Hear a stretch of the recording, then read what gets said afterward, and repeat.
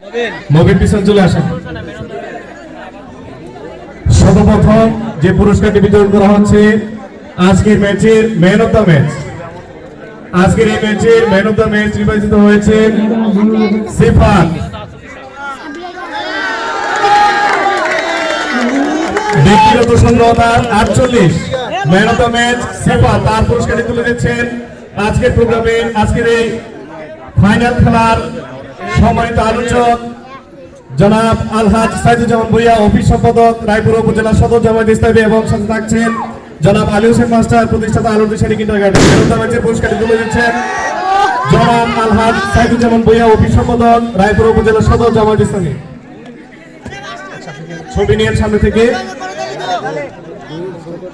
পুরস্কারটি তুলে দিচ্ছেন আলী হোসেন স্যার এবং সাইদুজ্জামান স্যার।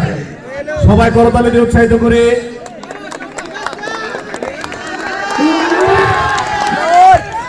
ধন্যবাদ।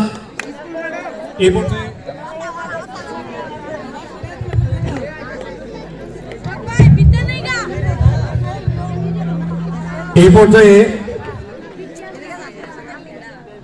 রানার্স আপের পুরস্কারটি গ্রহণ করছে আজকের এই ফাইনাল খেলার যে দলটি অত্যন্ত কষ্ট করেছে জয়ের জন্য। জয় পরাজয় সব খেলাতে থাকে, অংশগ্রহণ হচ্ছে বড় কথা। আমরা আজকে দেখেছি এই খেলায় উভয় দল অত্যন্ত চমৎকার খেলেছে, তারা তাদের সর্বোচ্চ চেষ্টা করেছে।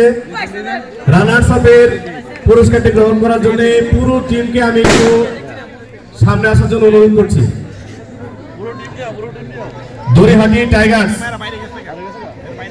দড়িহাটি টাইগার্সের পক্ষ থেকে পুরস্কারটি গ্রহণ করবে মনির হোসেন, পুরস্কারটি বিতরণ করবে আজকে